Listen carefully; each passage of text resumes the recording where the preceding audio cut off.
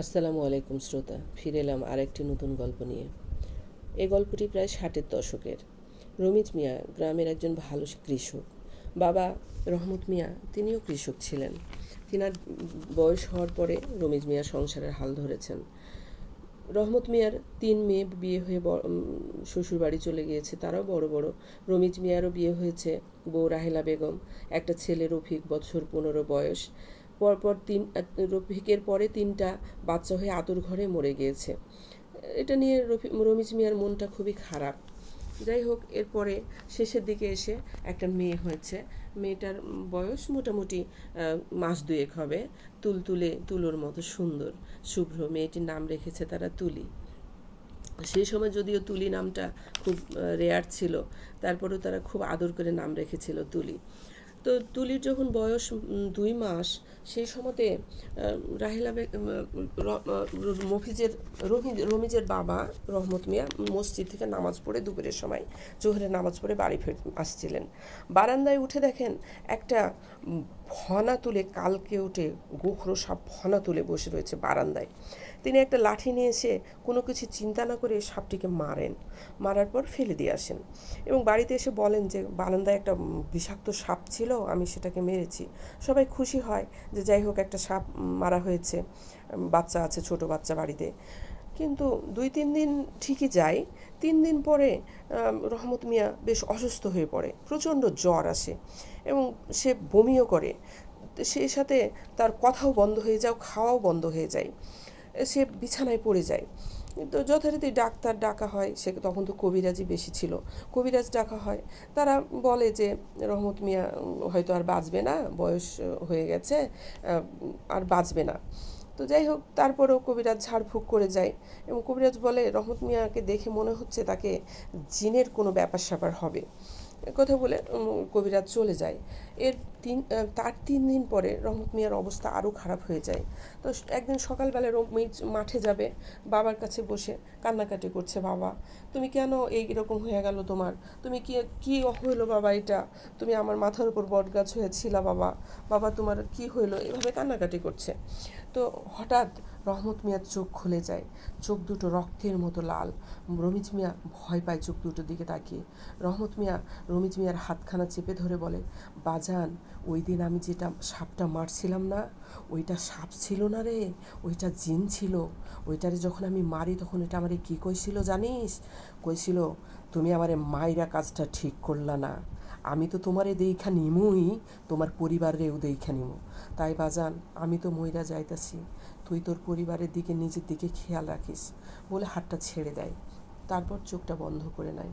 এরপর রমিজ মিয়া একেবারে হতভম্ব হয়ে যায়। তারপর বাজান বাজান করে ডাকতে থাকে, কিন্তু তার বাবা সাড়া দেয় না।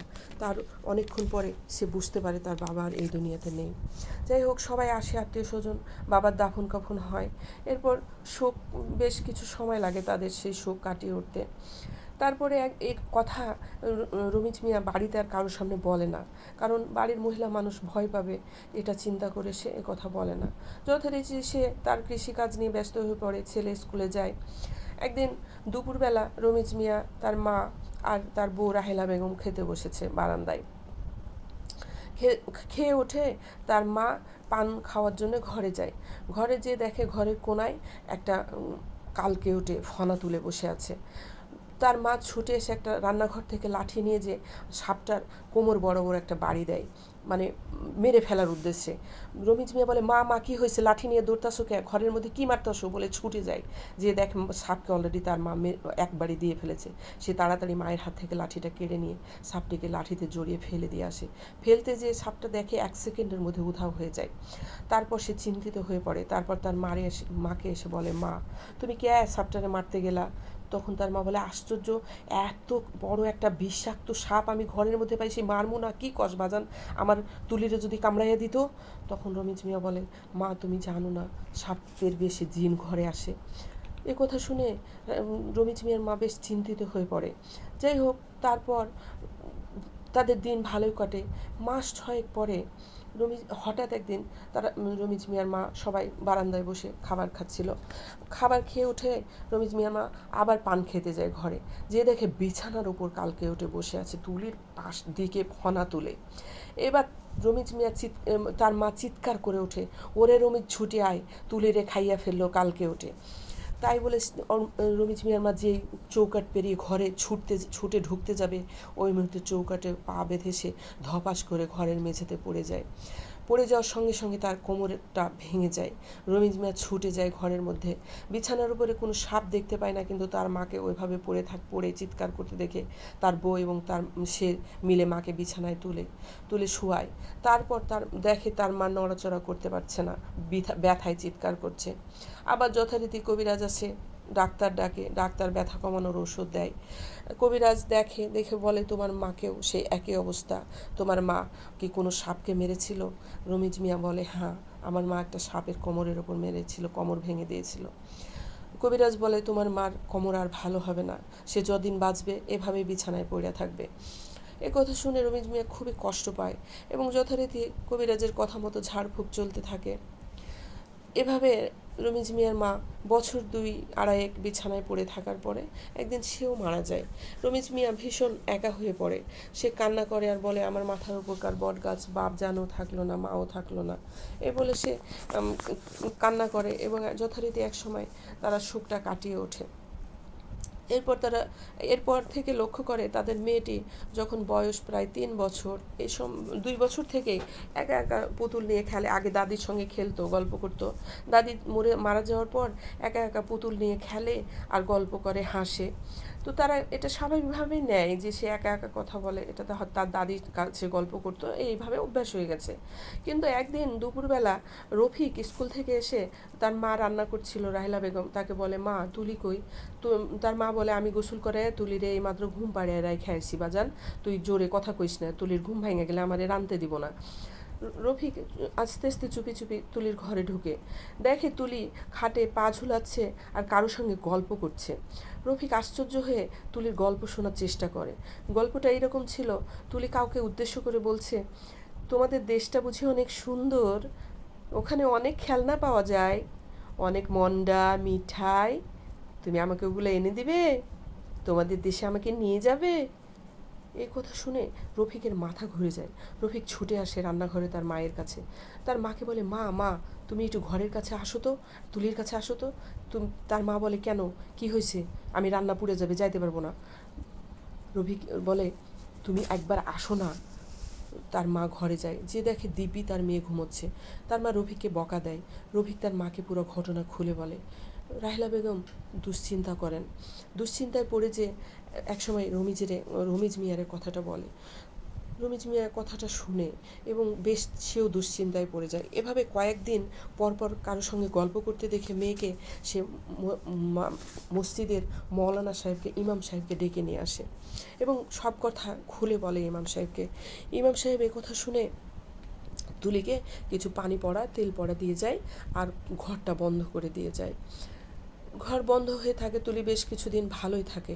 থাকার পরে ও যাওয়ার সময় ইমাম সাহেব রমিজ মিয়াকে এবং রাহিলা বেগমকে বলে, তোমরা কি আয়াতুল কুরসি জানো? রমিজ মিয়া মূর্খ মানুষ ছিল, সে বলে, হুজুর জানি, তাই একটু ভুল হবে।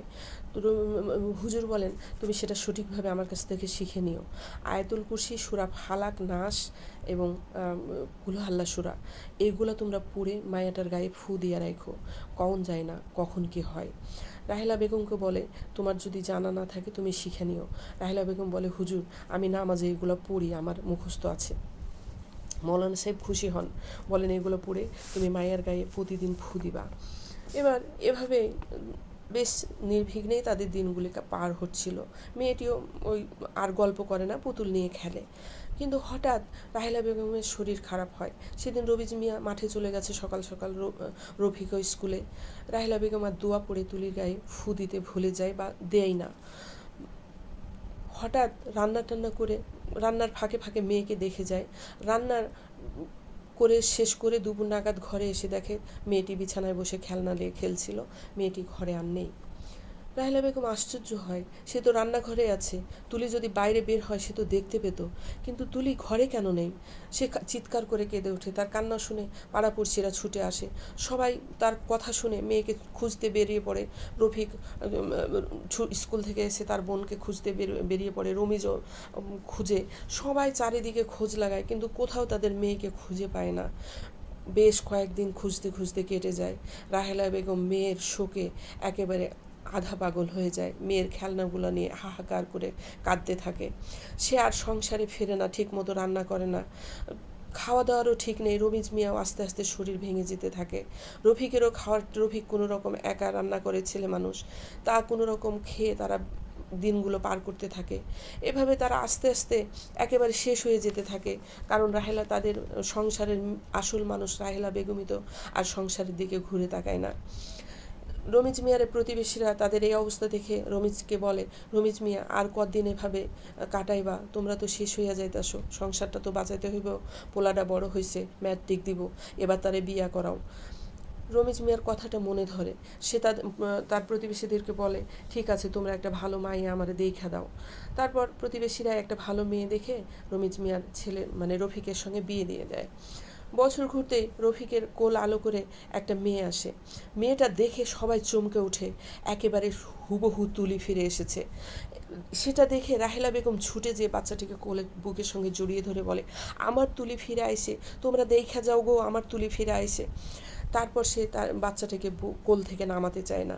এটা দেখে রফিকের বউ ভীষণ কষ্ট পায় এবং কান্না করে। রফিক তার বউরে বুঝায় যে, দেখো, আমার মাটা অনেক দিন থেকে পর বা আমার মেয়েটাকে কোলে নিয়ে অনেকটা খুশি হয়েছে, তুমি এটা কেড়ে নিও না। আমার মা আমার বাচ্চাটার মানুষ করুক, তুমি শুধু খাওয়াই দিবা, খাওয়াইয়া আমার মায়ের কোলে দিয়ে দিবা, আমার মাই আমার মাইয়ারে মানুষ করব। এতে তুমিও কিছুটা ফ্রি থাকলা, মানে আরাম পাইলা, রান্না টান্না করলা, সংসার দেখলা, আমার মাইয়ারে মানুষ করুক। তার বউ, রফিকের বউ কথাটা বুঝতে পারে এবং সে কিন্তু রাহিলা বেগম বাচ্চাটা কোল থেকে নামাতে চায় না। রফিক যে তার মাকে বুঝায়, মা তুমি বুঝো না কেন, ছোটো বাচ্চা দুধ না খাইলে তো মইরা যাইব তুলির মতো, তো আমার বউরে দাও, দুধ খাইয়া আবার তোমারে দিয়ে দিবে। রাহিলা বেগম কথাটা বুঝতে পারে এবং বাচ্চাটাকে তার বউয়ের কোলে দেয়। এভাবে রাহিলা বেগম বাচ্চাটি খুব দেখভাল করতে থাকে, বুক দিয়ে আগলে রাখে এবং খুব যত্ন করতে থাকে। এর মধ্যে হঠাৎ একদিন রাহেলা বেগম দেখে রাত্রে বাথরুম করতে উঠে এক বিশাল কালকে উঠে আঙ্গিনা পার হয়ে চলে যাচ্ছে। সে মারতে যাবে লাঠি নিয়ে, হঠাৎ তার মনে পড়ে যায় তার শাশুড়ির কথা। সে সাপটিকে মারে না, সাপটি চলে যায়। সকাল হলে এই কথা সে রমিজ মিয়ারে বলে। রমিজ মিয়া আবার হুজুরের শরণাপন্ন হয়।